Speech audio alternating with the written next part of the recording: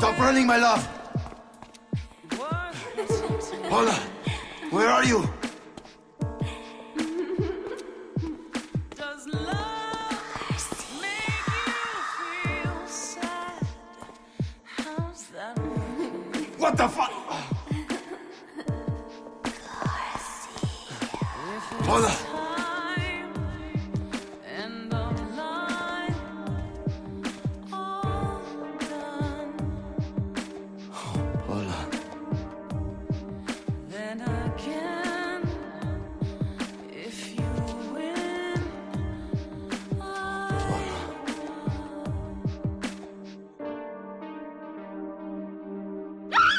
Hijo de puta! That doesn't smell like Paul, unless she stopped showering.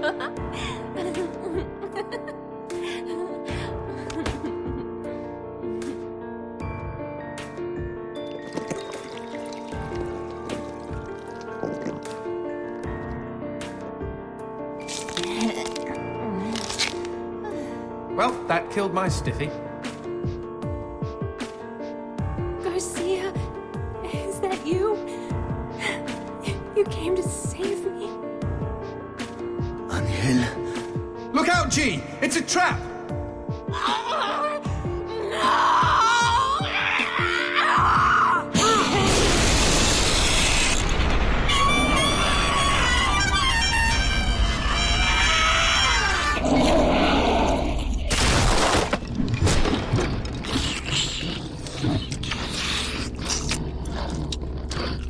What the shit? Demons like men, Garcia. They all try to get inside the prettiest girl. Shit! These twisted demons! Yes, well, that's the reason I left. Fuck this pendejo!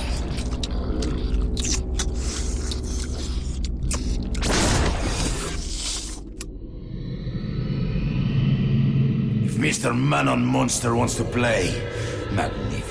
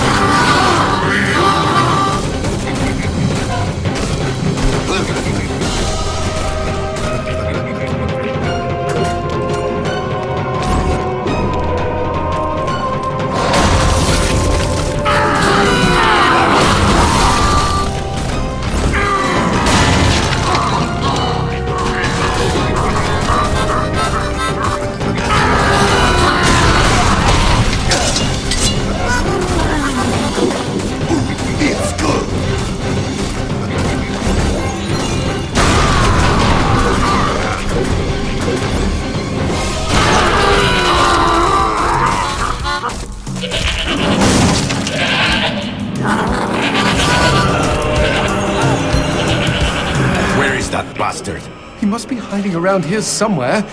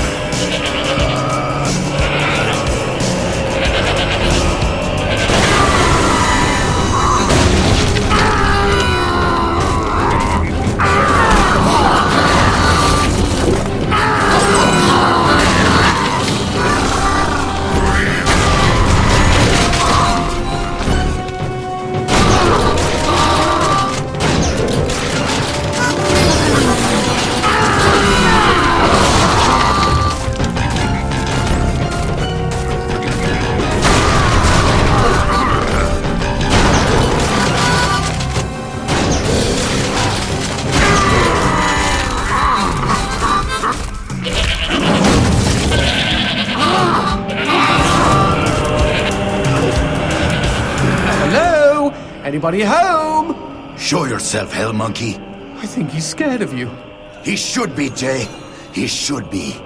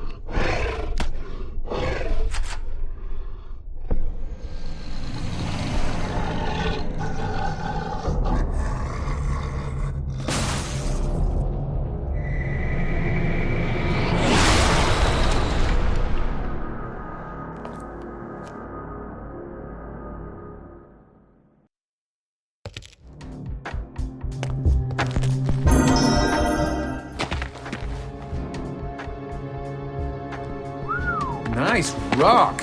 Shove it into my face, G. Trust me, it doesn't mean we're engaged or anything. Might be a tight fit, but okay.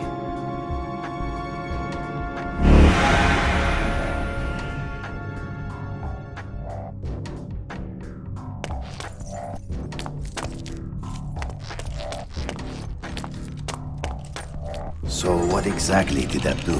Blue gems let me transform into new tools of war, new gears of me. In other words, A new weapon. Magnifico. you know, I bet all the VIPs are walking around with blue gems.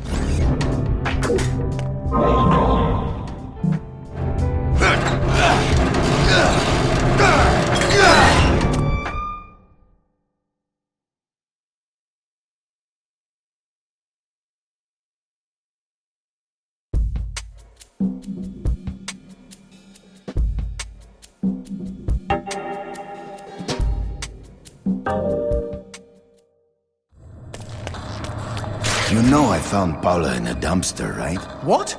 You said you met her at the supermarket. I did. It was the bin out behind the dime a dozen. And you just picked her up out of the rubbish and brought her home? Why no? Sometimes I think I hardly know you.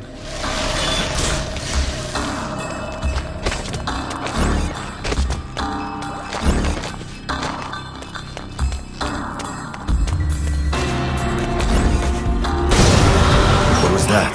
I don't know, but we've got company, as in lots of. But if they pull up a chair, I would be happy to beat them with it.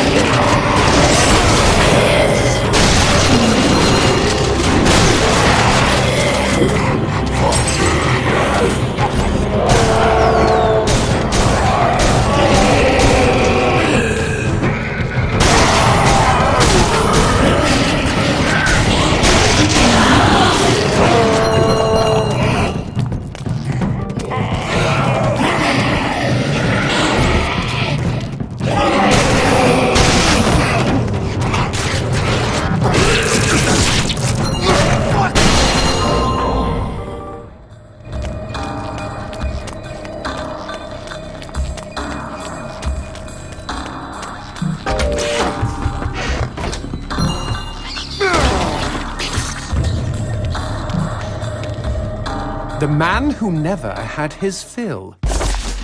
It was a cold and snowy eve. Certainly no night for a man without a home to be walking these grey and endless streets. Inside the pizza parlour, George Reed spun a lively tune on his harmonica. The local children giggled and pointed excitedly at the harmonica man as their parents glowed with approval. His reward would be all the pizza he could eat, 6 pies at least, and a warm bed in one of these folks' homes. He knew they were good for it. But when he tucked in for the night, George had not had his fill. As the years and calories stacked up, most men would have got older and fatter. Yet for all he consumed, George only got thinner as he washed from town to town. Tapeworm. Tonight he plied his trade with some grannies and orderlies in a nursing home. Hoo-ah-ha! His harmonica filled the room with joy. After devouring 3 helpings of pork chops and mashed potatoes, he eyed the plate of the old woman next to him. Juice dribbled down his chin. "Go ahead, Georgie," she said. "You're such a good boy, you shouldn't have to starve." But George had not had his fill. Early the next morning, he was already on the freeway with his thumb in the air. "Where are you headed?" said the man in the truck. "Nowhere," said George. "Anywhere." It was a new decade, and tonight George played to an all but empty bar in the city. He had lost a lot of weight. Afterwards, the only woman in the joint took the stool next to him and asked him his name. The bartender leaned over the counter. "You don't know this guy, Mary. George is famous, been all over the tri-state area." With a wink, he added, "Man's insatiable." And that night, George proved it as he buried his face in Mary's beaver. Holy woodland creatures! Attaboy, George! Attaboy, George! "Play that harmonica," she purred. But even after 5 trips to heaven and back, he had not had his fill.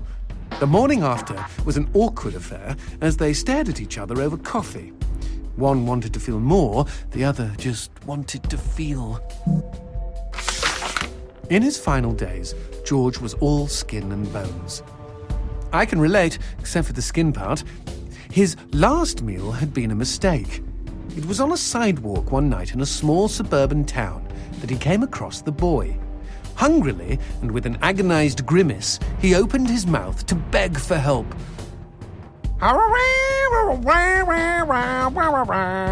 Out came a cacophony of wheezes and toots, but the boy understood. Wait, you mean Jorge ate his harmonica? Once he was alone, George Reed looked at the candy bar he held in one hand and began to cry.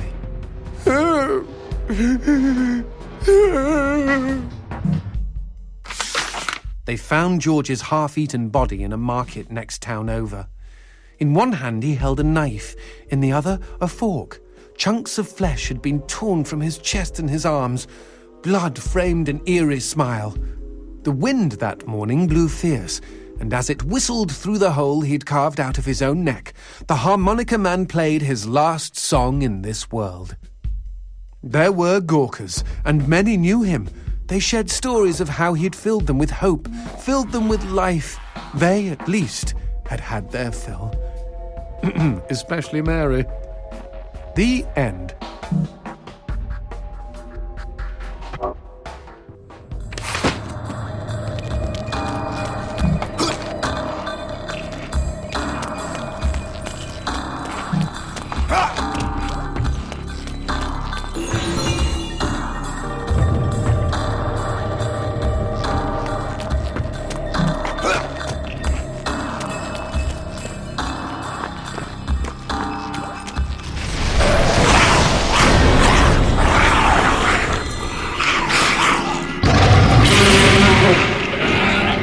Cheeky him! He doused our goat! Then let's put out some lights of our own.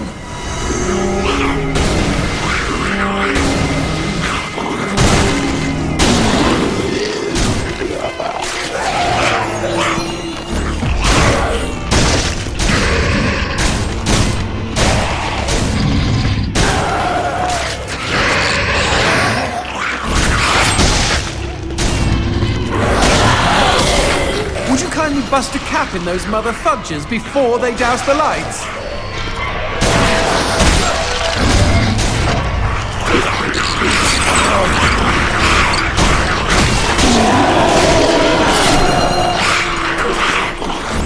You know, we never finished talking about you kidnapping Paula. I didn't kidnap her. You hauled her out of a skip.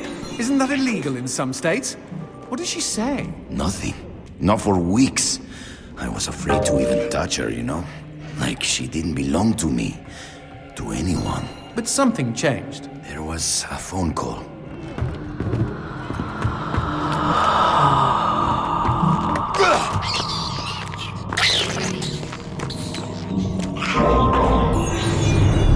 Speaking of phones, put that on hold, G. We've got company.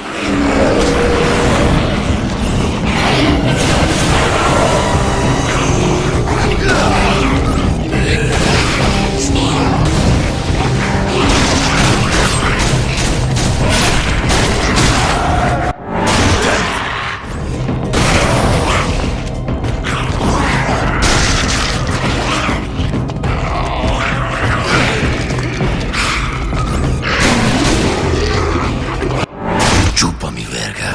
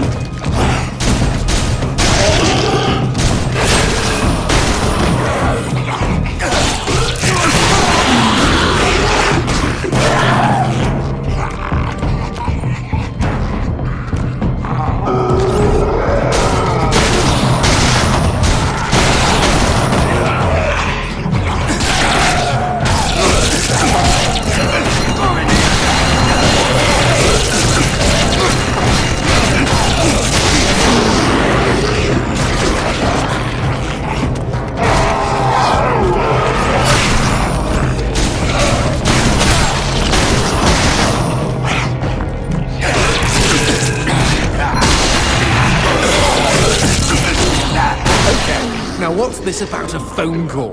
Me and Paula were eating when the phone rang. Suddenly, she slams her fork down and says, "Don't answer it!" Creepy. First thing she ever said to me. I got up to take the call. Johnson, you should have seen her. She jumped out of her chair, ran to the phone, and ripped it right off the wall. Whoa. Then she came and put her arms around me and started crying. It was the craziest, weirdest, sexiest thing I have ever seen. I have been hers ever since.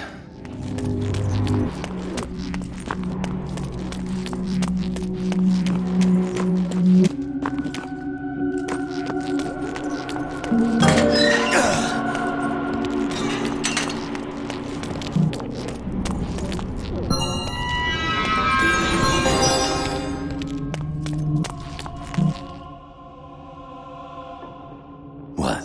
Demons don't like teeth? The gun laws here are very strict. Haven't you wondered why they don't shoot back? You and I are violating almost every rule in the book. Heck, I'm practically made of teeth.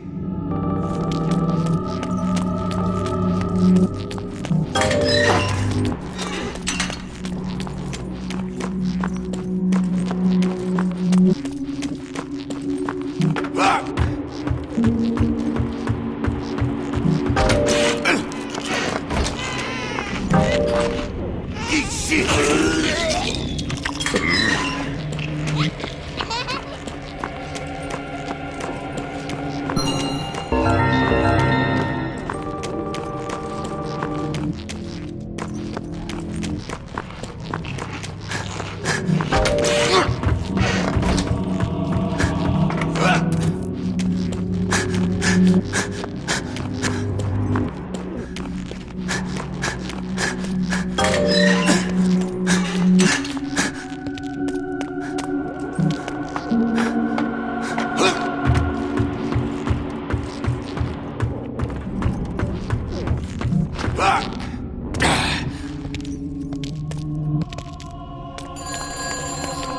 Expecting any phone calls? No, siree. Maybe it's from Paula. Or at least someone with answers.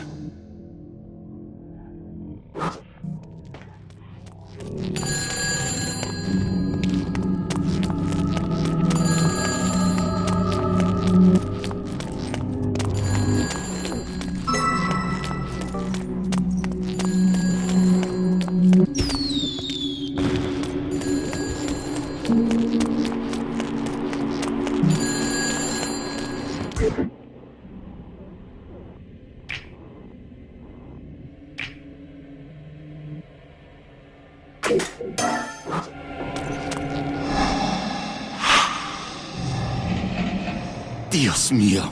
Paula, is that you? When will this fucking torture end? Ah! From hottie to hamburger, just like that.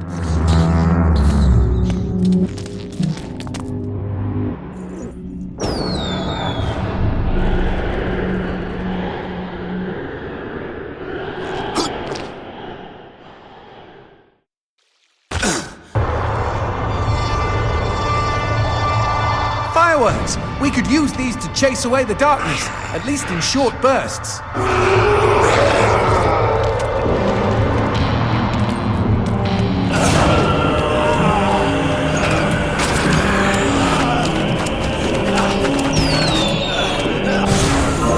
Just look at them. Fiery sprinkles in a great big chocolatey sky. Johnson, shut up.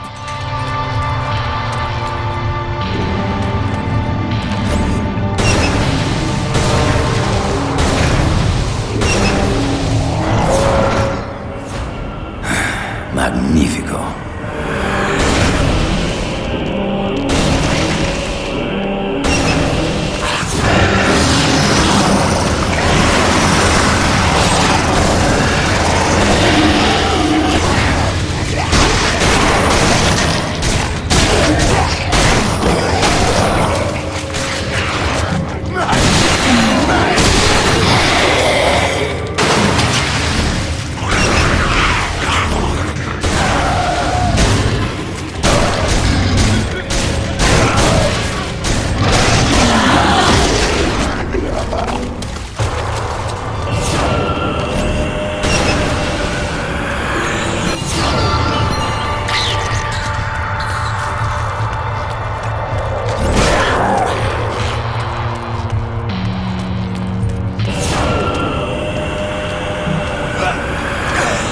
Always this fucking darkness!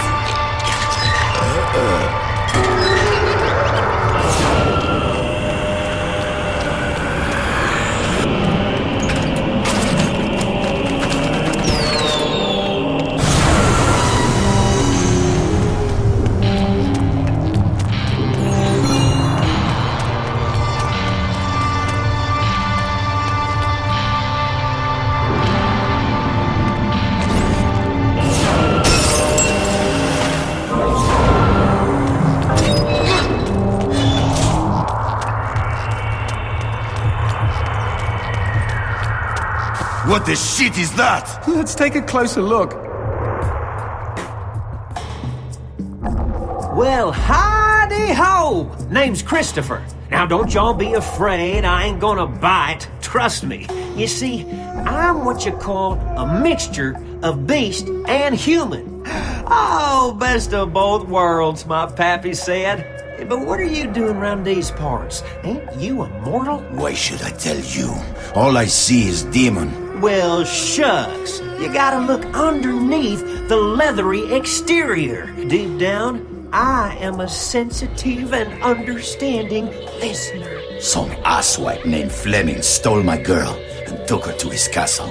I am here to take her back. Meaning you are on a quest to kick the Prince of Evil's ass? Holy shit!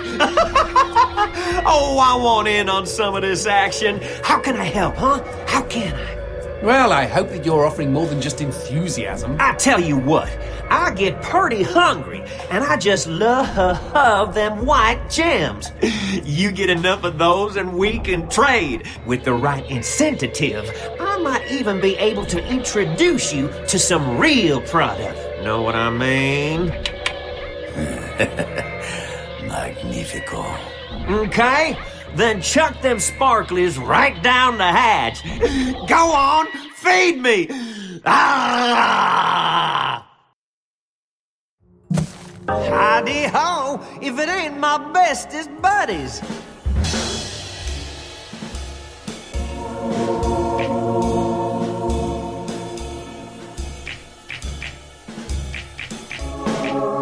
I'm surprised Christopher hasn't had a visit from the GEA. You read about Gembus all the time.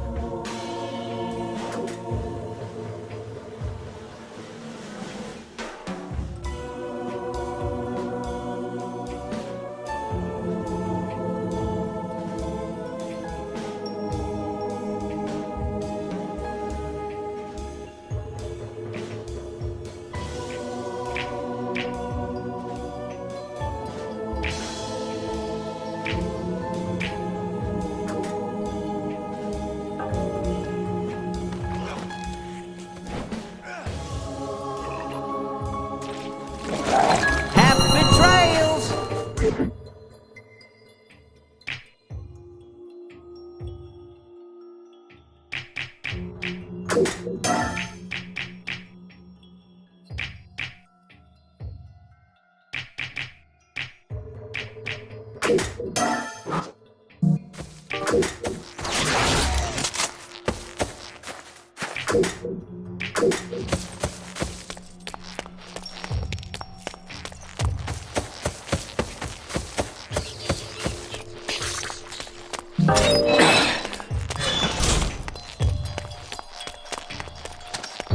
Whoa, what's this?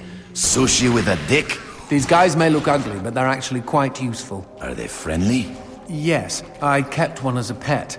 Hit them with light, and they'll keep you safe.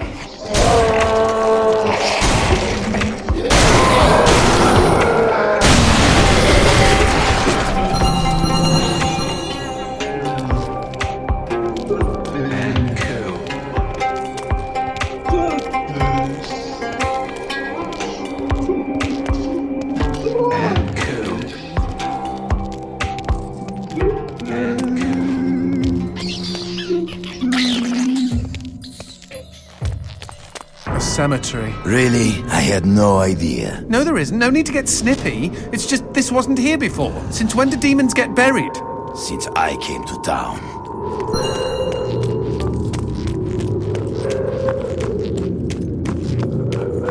Whoa! Who did this? Mr. X! Only a demon hunter could kill this many and not be lying dead next to them. Paula and I promised we would be buried together.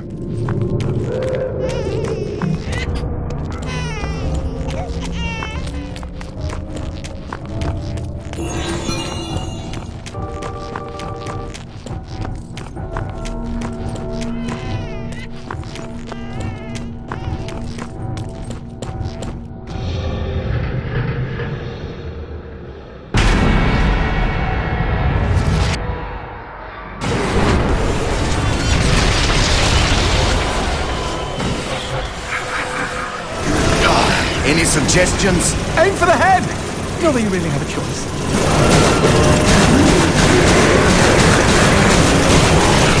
Shoot the red spots!